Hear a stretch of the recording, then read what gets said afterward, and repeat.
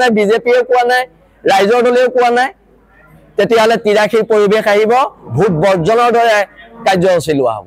একদম স্পষ্ট কথা। আমি কৈ আছো 30 তাৰিখে আমাৰ গণসমাৱেশ আছে, তাতো কিছুমান সিদ্ধান্ত লোৱা হ'ব।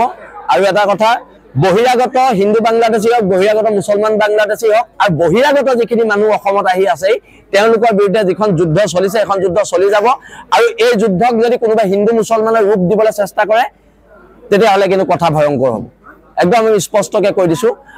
মুছলমান মূলৰ বাংলাদেশী খেদিলে আমি যদি সাম্প্ৰদায়িক হওঁ, আৰু হিন্দু বাংলাদেশী খেদিলে আমি যদি জাতীয়তাবাদী হওঁ, এইটো কথা নহ'ব। কথাবোৰ স্পষ্ট। মুছলমান বাংলাদেশীও যাব লাগিব, হিন্দু বাংলাদেশীও যাব লাগিব। আমি কা আন্দোলন কৰি আমি জেল খাইছোঁ, কা আন্দোলন কৰি আমি আমাৰ ল'ৰা ঘূণীয়া হৈছে, আৰু তাৰপিছত কা আন্দোলন কৰি থাকোঁতে আমি জাতীয়তাবাদী, আৰু তাৰপিছত যেতিয়া আমি বহিৰাগত বাংলাদেশী মুছলমান মূলৰ বাংলাদেশী আমি বিৰোধ কৰিলোঁ, তেতিয়া আমি হিন্দুত্ববাদী হৈ নাযাম নহয়। হিন্দুত্ববাদী আমাক গেৰুৱাকৰণ কৰিব বিচাৰিলে নহ'ব নহয়। জাতীয়তাবাদ পিয়ৰ জাতীয়তাবাদ হ'ব। হিন্দু বাংলাদেশী এগেইনষ্টে যুদ্ধ হ'ব, মুছলমান বাংলাদেশী এগেইনষ্টে যুদ্ধ হ'ব। একদম স্পষ্ট বাৰ্তা চৰকাৰক দি দিয়া হৈছে, স্পষ্ট বাৰ্তা কংগ্ৰেছৰ বিৰোধী দলপতিক দি দিয়া হৈছে, স্পষ্ট বাৰ্তা দি দিয়া হৈছে। ইয়াত কোনো লোক ঢাক নাই। জাতীয়তাবাদ মানে জাতীয়তাবাদ। এটা নেৰেটিভ বনাই দিছে।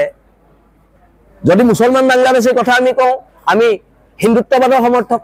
আমি যদি হিন্দু বাংলাদেশীক খেদিবলৈ কওঁ, তেতিয়া আমি পিয়ৰ জাতীয়তাবাদী। এইবোৰ কেনেকুৱা কথা? আৰু বহিৰাগত মানুহৰ বিৰুদ্ধে আমি সংগ্ৰাম কৰিব গ'লে কিছুমানে উলিয়াই ইহঁতি হিন্দু বিদ্বেষী। জাতীয়তাবাদ কি আপোনালোকে অলপ পঢ়ি লওক, পঢ়া শুনা কৰি লওক, সেই ওপৰতে জাতীয়তাবাদ হ'ব, আৰু জাতীয়তাবাদ উগ্ৰই হ'ব।